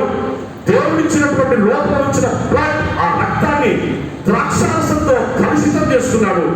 పరిశుద్ధంగా జీవించాల్సిన ఒక ప్రత్యేకమైనటువంటి నోవహు అన్నటువంటి వ్యక్తి ఆయన పరిస్థితి. అందుకే ఆ త్రాగిన కైపులో ఎంత నష్టం తెచ్చిపెట్టుకున్నాడంటే తన సొంత కుమారుడైనటువంటి హామును శపించాడు. ఎందుకు శపించాల్సి వచ్చింది? ఎందుకు ఆ శాపాన్ని తెచ్చుకోవాల్సి వచ్చింది అంటే త్రాగిన కైపులో మత్తులో ఉన్నటువంటి తాను దిగంబరిగా బట్టలు లేకుండా ఉంటున్నాడు. అని చెప్పుకోవడం కూడా చాలా అసహ్యమైనటువంటిది, మాట్లాడుకోవడం కూడా అసహ్యమైనది. అందుకే నేను అందరితో కట్ చేస్తా ఉన్నట్టుగా అలాగే తనతో తన శరీరాన్ని కలుషితం చేసుకొని, తన రక్తాన్ని కలుషితం చేసుకొని, తిరిగి తన కుటుంబాన్ని ఆ యొక్క శాపంగా తీసుకోవడానికి ఆ దిగంబరత్వంతో తెచ్చుకున్నటువంటి సమస్య. అందుకే ఆ హాము సంతానం శాపగ్రస్తమైనటువంటి వారిగా తయారైపోయినట్టుగా. అందుకే నోవహు దినాలను జ్ఞాపకం చేసుకోండి అన్నాడు ప్రభు. అంటే చివరి వరకు మనకు దేవుడిచ్చినటువంటి ఆ రక్షణను మనము కొనసాగించుకోవాలి, అంతవరకు కొనసాగి. అందుకే 18వ అధ్యాయంలో ప్రభు ఊరికేనండి, మనుష్య కుమారుడు భూమి మీదకి వచ్చినప్పుడు విశ్వాసులలో విశ్వాసం కనుగొన సంపత్తుజయ కుమారుడు అనే వ్యక్తి పాస్టర్గా ఉంటున్నాడు. సంపత్తి కుమారుడు అనేటువంటి వ్యక్తి ఎన్నో వర్తమానాలు ఇచ్చాడు. కానీ నేను వచ్చినప్పుడు ఇదిగో సంపత్తుజయ కుమారుడు అనే వ్యక్తి నిజంగా విశ్వాసంతో ఉంటాడా? ఇదిగో చివరి వరకు తాను నేర్చిన రక్షణను కాపాడుకుంటాడా? ఇదిగో ఆ చివరి వరకు తాను నమ్మకంగా, విధేయుడిగా, యథార్థంగా నాకు ఇష్టమైనటువంటి పాత్రగా నా కుమారుడిగా జీవిస్తారా? ఏమో డౌటే. ఎందుకంటే ప్రభు చెప్తున్నాడు విశ్వాసం కలుగున. ఎందుకనగా జరగబోతున్న దినాలవి ఒకరిని ఒకరు అప్పగించుకుంటారు, ఒకరినొకరు సభలకు అప్పగించుకుంటారు, ఒకరినొకరు కోర్టులకు అప్పగించుకుంటారు, ఒకరి మీద ఒకరు వ్యాఖ్యలు ఆడతారు, ఒకరి మీద ఒకరు వచ్చేసేసి లేనిపోయి అని చెప్పుకుంటారు. రేపు మనమే సంఘాల్లో దేవుని పిల్లలని మనమే ఒకరి మీద ఒకరము ఈ వ్యాఖ్యలు వీటన్నింటిలో సభలకు అప్పగించుకునేటువంటి అనేక పరిస్థితులు వస్తాయి. ప్రభు చెప్పిన మాట సమాజ మందిరాలు అధికారాలకు అప్పగించుకున్నారు. అప్పుడు ఏమైపోతారు? డిస్టర్బ్ అయిపోతారు, డీవియేట్ అయిపోతారు, డ్యామేజ్ అయిపోతారు. అలాంటి దినాలు వస్తాయి, జాగ్రత్త అన్నాడు ప్రభు అన్నాడు. ఇంకొక మాట దయచేసి ఒక్క 2 నిమిషాలు. లోతు దినాల్లో జరిగినట్టు మనుష్య కుమారుడి దినములో జరుగుతూ అన్నాడు. ఎందుకు లోతును జ్ఞాపకం ఏంటంటే లోతు వాస్తవంగా పిల్లరా అన్ని తెలిసినటువంటి వాడు. వాళ్ళ పెద్దనాన్న అబ్రహాము శారమ్మ దగ్గర బలిపీటప్పుడు అనుభవాలు కలిగినటువంటి వాడు, ప్రార్థన అనుభవాలు కలిగినటువంటి వాడు, అన్ని నేర్చుకున్నటువంటి వాడు, మంచిగా ఆ కుటుంబంలో పెరిగినటువంటి తాను పోగొట్టుకున్నాడు. పరిస్థితిని బట్టి, ఏ పరిస్థితిని బట్టి? తన జీవితంలో వివాహ విషయంలో రాంగ్ స్టెప్ వేశాడు. తన జీవితంలో భార్యను కలిగి ఉండే విషయంలో రాంగ్ స్టెప్ వేశాడు. తన జీవితంలో సరైనటువంటి అలాగే దేవుని యందు భయభక్తులు కలిగిన స్త్రీని వివాహం చేసుకోకుండా ఆమె వివాహం చేసుకున్న బట్టి అలాగే కుటుంబానికి దూరం చేసింది. అబ్రహాము శారమ్మకు దూరం చేసింది. లోతు భార్య అలాగే లోతును బలిపీఠానికి దూరం చేసింది, ప్రార్థనకు దూరం చేసింది. కుటుంబంలో ప్రార్థనలు లేవు, బలిపీఠపు సహవాస అనుభవాలు లేవు. సొదమ కుమారుడు కోరుకునేటట్టుగా చేసింది. అక్కడికి వెళ్ళాడు. అసలు అది ఆ ప్రదేశంలోని కాదు, కోరుకున్నాడు ఆ పట్టణం, ఆ ట్రిప్ సిటీస్ ఏదో చాలా బాగుంటాయని చెప్పేసి అక్కడంతా లగ్జరియస్ గా బాగా లైఫ్ లీడ్ చేయొచ్చని. వీళ్ళ యొక్క అబ్రహాము శారమ్మల యొక్క పొద్దున లేసిన ఈ ప్రార్థన, ఈ బలిపీఠం, లేచినప్పటి నుంచి దేవుని సన్నిధిలో మోకాళ్ళ మీదకి, ఇవన్నీ కూడా మనకు ఉండవు. మన ఇష్టం వచ్చినట్టు ఎంతసేపు అయినా నిద్రపోవచ్చు, ఎంతసేపు అయినా ఎట్లయినా తిరగవచ్చు, ఎంతసేపు అయినా ఎంజాయ్ చేయొచ్చు అని ఆ విధంగా తన భర్తను లోతును తన పక్కకు మలుచుకొని, లోతు కూడా ఆ విషయంలో బలహీనుడై పెద్దలు కాదని, కుటుంబ విలువలను కాదని కుటుంబాన్ని ప్రక్కన నెట్టేసేసుకొని భార్య మాట విని మంచిదే వినాలి, కానీ ఏ పరిస్థితుల్లో దేవునికి దూరం చేసేటప్పుడు భార్యను ఖచ్చితంగా కంట్రోల్ చేయాల్సిందే. దేవునికి దూరం చేసేటప్పుడు భర్తను కంట్రోల్ చేయాల్సిందే. యోబు ఒక్క విషయం గుర్తు చేస్తున్న ఆత్మ ప్రేరణ. యోబు పరిస్థితి ఎన్ని సమస్యలండి, ఎన్ని కష్టాలు యోబుకు వచ్చినాయి. యోబు భార్య వచ్చింది, లాస్ట్ అపవాది వాడు వేసిన బాణాలు, వాడు వేసినటువంటి ప్రయోగాలు చేసిన అన్నింటిలో కూడా వాడు ఫెయిల్యూర్ అయిపోతా ఉంటే, యెహోవా ఇచ్చాడు, యెహోవా తీసుకున్నాడు, యెహోవా నామమునకు స్తుతి కలుగును గాక అని చెప్పేసి యోబు దేవుని స్తుతిస్తూ ఉంటే ప్రతిసారి అలాగే ప్రేమపడుతూ ఓడిపోతూ వచ్చినటువంటి అపవాది ఇప్పుడు యోబు భార్యలో ప్రవేశించి, యోబు భార్య వచ్చి అంటుంది కదా, ఏమయ్యా ఇంకా నీవు యథార్థతను వదలకుండా ఉన్నావా? దేవుని దూషించి చచ్చిపో అని అడిగింది. ఇంకా యథార్థత, ఇంకా ప్రార్థన, ఇంకా యెహోవా నామమునకు స్తుతి కలుగు. ఏంటయ్యా ఇదంతా కూడా? ఇంకా నువ్వు చాలును ప్రార్థన చేసింది, చాలు దేవుడికి నువ్వు మొదలు పెట్టుకునేది. ఇంత నష్టపోయిన తర్వాత, ఇంత అయిన తర్వాత ఇంకొకసారి దేవుని దూషించి ఇంకా చచ్చిపో అని అడిగింది. ఆ సమయంలో మామూలుగా అయితే ఇంకొకరికి మనలాంటి స్వభావం కలిగిన వాళ్ళకి ఇంకెందుకు ఈ బతుకు, నా భార్య కూడా చచ్చిపోయింది, నా పిల్లలు లేరు, నాకు ఏమీ లేదు, అన్ని పోయినాయి, నా భార్య కూడా చచ్చిపోమని చెప్పిందని చచ్చిపోయేదానికి సూసైడ్ చేసుకునేదానికి డిసైడ్ అయినటువంటి వాళ్ళు చాలా మంది ఉంటారు. పరిస్థితులు అలాంటివి. ఎందుకంటే తాను కూడా దాదాపు మరణ పంచడానికి వచ్చినాడు యోబు. కానీ ప్రియమైనటువంటి కుటుంబీకులారా, భర్తలారా, భార్యలారా, అలాగే అమ్మలారా, ఇలా తల్లిదండ్రులారా, దయచేసి మనం ఆ పరిస్థితులలో అనగా దేవునికి దూరమైపోతున్న వేళ భార్య దేవునికి దూరమైపోతూ దేవుని మార్గాన్ని, దేవుని చిత్తానికి దూరమవుతున్న వేళ భర్తగా, కుటుంబ యజమానిగా ఆ పరిస్థితులలో సహితం యోబు ఏమవుతున్నాడంటే, మూర్ఖురాలు మాట్లాడినట్టు మాట్లాడుతున్నావు, షటాప్ అన్నాడు. షటాప్, మూర్ఖురాలు మాట్లాడినట్టు మాట్లాడుతున్నావు. మనము దేవుని వల్ల మేమేనా అనుభవించాల్సింది? కీడు అనుభవింప తగదా? దేవుని కోసం మనం కష్టాలు వద్దా? దేవుని కోసం నిందలు వద్దా? దేవుని కోసం సమస్యలు ఎదుర్కోవాల్సింది అవసరం లేదా? దేవుని కోసం కొంత కష్టపడాల్సినటువంటి దాంట్లో ఎప్పుడు మనకు సుఖము, సంతోషము, ఆనందము ఇవన్నీ ఇస్తే దేవుడు, ఇవన్నీ లేకపోతే దేవుడు దూషించి చచ్చిపోమని చెప్తావా? మూర్ఖురాలు మాట్లాడినట్టు మాట్లాడుతున్నాడు. ఆ పరిస్థితులలో సైతం తన భార్యను ఆత్మీయమైన కంట్రోల్లోకి తెచ్చుకున్న నిజమైన భర్త యోబు గారు. లోటు విషయంలో అది లేదు. అందుకే ఏం జరిగింది ముగించబోతున్నా.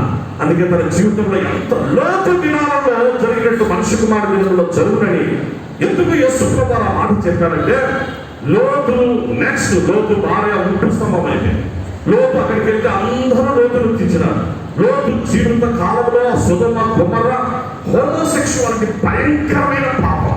మగవాళ్ళు, ఆడవాళ్ళు వివాహాలు చేసుకొని, వాళ్ళు పెళ్లిళ్ళు చేసుకొని, ఎవరు భర్తలో, ఎవరు భార్యలో, ఎవరు ఎంతో అలాంటి పరిస్థితులు ఉన్నటువంటి భయంకరమైన పట్టణం సొదొమ గొమొర్ర. అలాగే లోతు ఇంటికి వచ్చినటువంటి దేవదూతలు వాళ్ళని కూడా ఇష్టం వచ్చినట్టు మాట్లాడారు. చివరికి లోతును వచ్చేసి, నువ్వెవరు అసలు? ఈ ఊరికి నువ్వు పరదేశిగా వచ్చినావు, ఎక్కడి నుంచి వచ్చి పరదేశిగా వచ్చి మా వల్ల తీర్పు చెప్పడానికి వచ్చినావు, ముందు నీకెలా వచ్చావు అంటే లోతును ఏదో చేయడానికి, కొట్టడానికి అలసునా లోతును కూడా ఇంకా భయంకరంగా హింసించి ఏదో చేసడానికి వచ్చినప్పుడు అతను ఎంత బ్రతకపోతున్నాడు. కూతుళ్ళ విషయంలో వాళ్ళని ఏమైనా వచ్చేది కానీ వినలేదు. భయంకరమైన పాపం. ఆ పరిస్థితులలో సొదొమ గొమొర్ర పట్టణాన్ని దేవుడు అగ్ని చేత కాల్చాడు. ఒకప్పుడు నీళ్ళు, ఆ తరువాత కాలంలో నీళ్లు, నెక్స్ట్ అగ్ని గంధకాలతో ఆ సొదొమ గొమొర్ర పట్టణం కాల్చు. అంతవరకు బాగానే ఉంది. లోతు భార్య ఫ్యామిలీకి నిజంగా సేఫ్ అయితే మంచిదే, సంతోషపడాల్సిందే. దేవునికి మనం కూడా ఆ విషయంలో సరే మంచిది. వాళ్ళు నిజంగా దేవుడితో భయభక్తులు కలిగిన కుటుంబం అనుకోవాలి. దేవుడైతే వారి విషయంలో కృప చూపించి బయటికి తెచ్చినాడు. లోతు భార్య ఉప్పు స్తంభం అయిపోయింది. తిరిగి సొదొమ వైపు తిరిగి చూడడం బట్టి ఇద్దరు కుమార్తెలకి వచ్చినారు. ఏమన్నా మంచిగా ఉన్నారా? త్రాగాడండి లోతు. ఈ నీతిమంతుడైన లోతు ఆయన కూడా తాగాడు. ఆయన తాగిపించినాడు. ఆ భయంకరమైనటువంటి ఆ పరిస్థితి, ఆ త్రాగిన కైపులో, త్రాగిన మత్తులో తన శరీరాన్ని కలుషితం చేసుకొని ఆ విలువైనటువంటి రక్తాన్ని ద్రాక్షారసంతో కలుషితం చేసుకునేటువంటి లోతు తాను అక్రమంగా ప్రవర్తించాడు. అందుకే అక్రమ సంతానం జన్మించాడు. అమోనీయులు, మోయాబీయులకు మూలపురుషుడైపోయాడు. ఇశ్రాయేలు దేవుని ప్రజలు విమోచించబడిన దేవుని జనాంగానికి శాశ్వత కాలపు శత్రువులుగా ఉండిపోయాడు. ఆ భయంకరమైన పరిస్థితి తెచ్చిపెట్టాడు. అందుకే ప్రభు అన్నాడు కదా, దినాలను జ్ఞాపకం చేసుకోండి సుమా, దినాలను జ్ఞాపకం చేసుకోండి. ఇలాంటి దినాలు ఈ చివరిలో ఉంటాయి, నా రాకడకు ముందుంటాయి. విశ్వాసములో మనిషి కుమారుడు విశ్వాసము కనుగొనున అంటే అలాంటి దినాలు ఉంటాయి, అలాంటి పరిస్థితులు ఉంటాయి. జాగ్రత్త పడండి, మీ దినాలను లెక్కించడం నేర్చుకోనండి. అలాంటి నియమింపబడిన దినములలో ఒకటైనా కాకముందే ఆ దినాలన్నీ ప్రభు యొక్క గ్రంథంలో వ్రాయబడినట్లుగా మీరు చేసుకోనండి, మంచిగా జీవించండి అని ప్రభు తన వాక్యం ద్వారా తెలియపరుస్తున్నారు. అందుకే మీరు చివరిగా మనం చేస్తున్న పిల్లరా, 7 దినాల్లో మనం ఒక్కసారి మనం పరీక్షించుకుంటే, కరోనా వచ్చిందండి, చిన్న ఎగ్జాంపుల్ చెప్తున్నా. ఎవరన్నా ఎక్స్పెక్ట్ చేశారండి? ఎవరము ఎక్స్పెక్ట్ చేయాలి. 3 సంవత్సరాల వరకు ఈ కరోనా అంటే ఏదో ఎవరికి తెలియదు. మనం నాకు తెలుసా, ఎవరికి తెలియదు. 3 ఏళ్ల క్రితం వచ్చింది, వస్తే ఎక్కడో చైనాలో వచ్చిందంట, ఆ నుంచి ఇట్లా వచ్చిందంట, ఆ నుంచి వాళ్ళు ఇట్లంట వీళ్ళు ఇట్లంట అని పెద్ద హ్యూమర్స్ ఉన్నాయి. ఆ వదంతులు బాగా వ్యాపించినాయి. అట్లాంటి మన దగ్గరికి రావుతాయి. ఎండ వస్తాయి, ఆ ఎండలో మనం లేట్ చేయలేదు. అది ఇంటి అతదురుగా పోయేది. అక్కడ కొంచెం దూరంగా ఉంటే ఈ ఎండలో ఈ పక్క నుంచి ఆ పక్కకు పోయినప్పుడు అది మళ్ళీ కాలిపోతుంది అంట మధ్యలో. అంటే ఇది ఆ ఎండలు తట్టుకుని మన బాడీని చాలా వేడిగా ఉంటే మన బాడీని కూడా ఏమీ చేయలేదంట. అది లోపలది అలా అంటే ఇవన్నీ ఊహించుకున్నాం, ఇవన్నీ అనుకున్నాం. మనిషికి ఏం దూరంగా ఉంటే ఏం కాదని. కానీ ఏం చేసింది? రానే వచ్చేసింది. వచ్చినటువంటిది మొదటిసారి వచ్చింది. మొదటిసారి వచ్చినే కొంతమందిని ఊపేసింది. ఊపిన తర్వాత నెక్స్ట్ పరిస్థితులు మనలో మార్పు రాగా వచ్చింది. ఇది ఈ విధంగా అనుకున్నామే, ప్రపంచాన్ని గడగడలాడించి ప్రపంచాన్ని ఒక పాండమిక్ గా తయారైనటువంటి తెగులు, అలాగే దేవుని రాకడకు ముందుగా ఉండేటువంటి ఒక ప్రధానమైనటువంటి సూచనల్లో ఒక సూచనే ఇది. ప్రభు చెప్పినటువంటి దాంట్లో ఇది ఒక సూచనని కనీసం దేవుని పిల్లలు క్రైస్తవులైనటువంటి మనమన్నా గుర్తించి ఉంటే, గమనించి ఉంటే లోకాన్ని వాటికి చైతన్యం చేశాం. అమెరికా వాళ్ళందరూ లేకపోతే ఇతర దేశాల్లో చాలా మంది ఎంతో మంది ఉన్నారు. కానీ ఎందుకు అక్కడికి ఇంకా అలాంటి పరిస్థితులు ఎక్కువైపోతున్నాయి ఏంటంటే వాళ్ళకు దేవుని భయము లేదు. నాయన వాక్యం తెలియదా? తెలుసు. వాక్యం తెలియదా? తెలుసు. బైబిల్ తెలియదా? తెలుసు. తెలిసి తప్పు చేయడం, తెలిసి పాపం చేయడం, తెలిసి సాధన. అందుకే దేవుని ఉగ్రత పాత్ర తెగుల రూపణ కుమ్మరించబడేటువంటి పరిస్థితులు దినాలు తయారైంది. 2వ వేవ్ వచ్చింది. ఎంతమంది మన ప్రియులు మన కళ్ళెదితే, పేరు చెప్తే బాధ కలిగితే కన్నీళ్ళు వస్తాయి.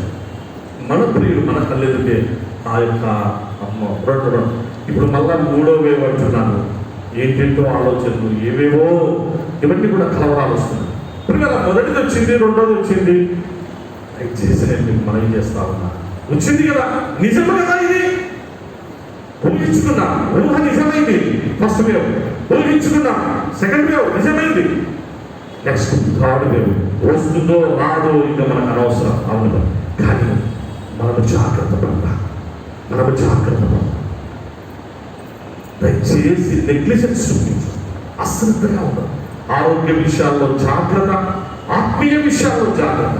మీకు చేతులకి నమస్కరిస్తున్నా, మీకు సవినయం చేస్తున్నా. దయచేసి అందరి ఆరోగ్యాలు జాగ్రత్త పెట్టాలి. టైం దగ్గరికి వచ్చింది. ఈ నెలాఖరు నెక్స్ట్ మంత్ ఏమో పరిస్థితులు అని అంటున్నాడు. మీరందరూ చూస్తున్నారు. నేనే మళ్ళీ ఎక్కువ దీని గురించి మాట్లాడి వివరణ ఇవ్వాల్సిన అవసరం లేదు. అందుకే ఆరోగ్యాలు జాగ్రత్త, సవినయంగా మనం చేస్తున్నాం. ఆత్మీయ జీవితం జాగ్రత్త. ప్రభుస్తున్నాడు. ప్రభు ఇచ్చిన రక్షణను కాపాడుతున్నా. కలుగుస్తున్నాడు. గొప్ప తండ్రి, నీ పాదాల చెంత నేను మనస్కులపై ప్రార్థిస్తున్నా. మా దినములు లెక్కించుట మాకు నేర్పుమన్న మోసే ప్రార్థన, నియమింపబడిన దినములలో ఒకటైనా కాకముందే నా దినములన్నీ నీ గ్రంథములో లిఖితములాయను అన్న దావీదు యొక్క ఆరాధన స్తుతి తండ్రి మీకు జ్ఞాపకం చేసుకున్నాం. మా మధ్యకు మీరు తెచ్చిన ఈ తలపులన్నింటిని బట్టి ఉన్నా మా దినముల మధ్య ప్రభావ దయచేసి మమ్మల్ని కొనిపో. అందరూ నీ కుమారుడు యేసుక్రీస్తుల రక్షకునిగా కలిగి ఈ ఊహాతీతమైన ఇమాజినేటివ్ ఈ కాంటెంప్లేషన్తో కూడిన ఆ పరిస్థితులన్నిటి నుంచి అందరినీ తప్పించండి. వాస్తవిక స్థితిలోనికి నడిపించండి. నెగ్లిజెన్స్ దయచేసి దూరపరచండి. అందరి ఆరోగ్యాలను కాపాడండి ప్రభువా. అందరి ఆత్మీయ జీవితాలను కాపాడండి. అయినా అందరినీ రక్షణలోనికి నడిపించు ప్రభువా. ఈ కుమారుని రాకడ కొరకు సిద్ధపరచు. ఆనాడు నోవహు ఒక్కడే ప్రభువా, ఆయన కుటుంబం రక్షణ. లోటు ఒక్కడే ప్రభువా. ఇదిగో నేటి దినాల్లో మా ముందు ఎవరము మేము ఆ రక్షణలోనికి వస్తామో అర్థం కాని పరిస్థితి. దయచేసి అందరి జీవితాలను వెలిగించి ఎస్ఐయు సంఘం, ఎస్ఐయు ఫ్యామిలీ అందరూ కూడా విశ్వాసంలో స్థిరులు కావాలి, బలవంతులు కావాలి. అయినా రక్షణలో తండ్రి బలవంతులై ఆ రక్షణ స్వాస్థ్యం ఉంటుంది, రక్షణ పాత్ర చేపట్టాలి, రక్షణ ఔన్నత్యంలో రక్షణకర్త అయిన మా ప్రభువును ఆరాధిస్తూ ఆయన్ను కలుసుకునేటువంటి భాగ్యం దయచేయండి. ఆ దినాలు దగ్గరికి వచ్చారు. దగ్గరికి వస్తున్నప్పుడు అపవాది ఎక్కువగా విజృంభిస్తున్నాడు. వాడి తంత్రం, వాటి పరిస్థితులు అన్నిటి నుంచి తప్పించండి. నేను మా సంఘాన్ని కాపాడండి. ఈ వాక్యం నీ పిల్లలు విన్నారు, అందరినీ వెలిగించండి. ఈ వారం అంతా కాపాడు. ఘనత మహిమ స్తుతి నీకే చెల్లిస్తాం. యేసునామమున ప్రార్థిస్తున్నాము తండ్రి. ప్రియ సంఘమా, మనమందరం లేచి నిలుచుంది. చివరిగా పాత సంఘాలు 11 మహిమను కూర్చున్నాం.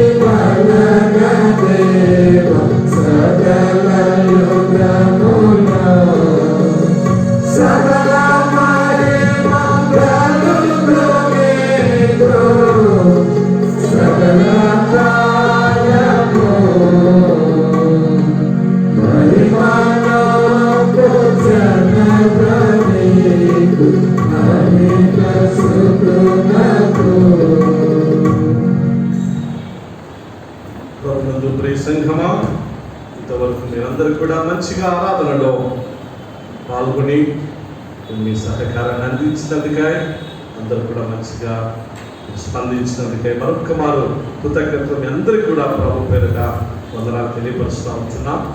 ప్రార్థన చేసుకుంటాం. పరిశుద్ధుడైన మా తండ్రి, మా రక్షణకర్తమైన గొప్ప దేవ, నీకే ఘనత మహిమ స్తుతి చెల్లిస్తున్నాం.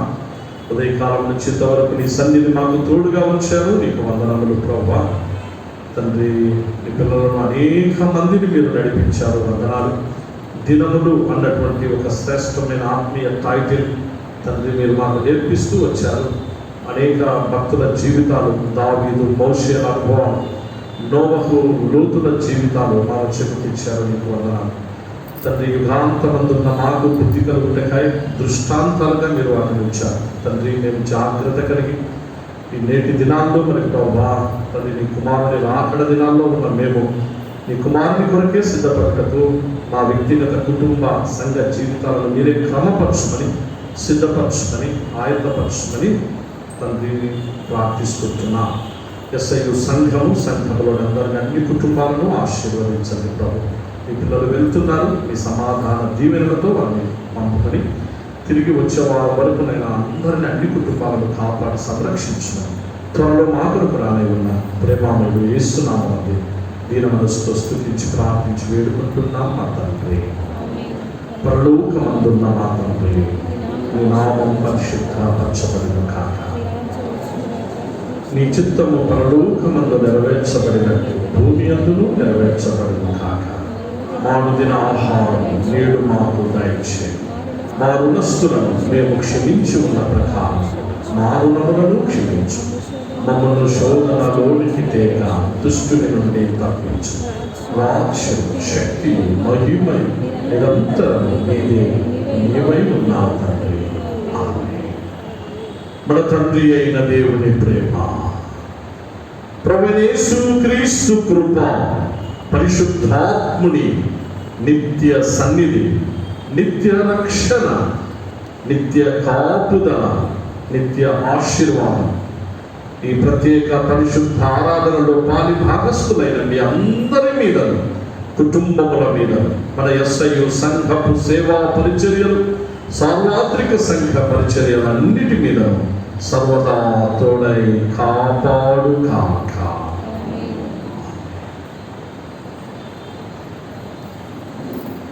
అందరికీ వందనాలు. God bless you all. అందరూ సమాధానంగా సెలవు తీసుకుంటారు.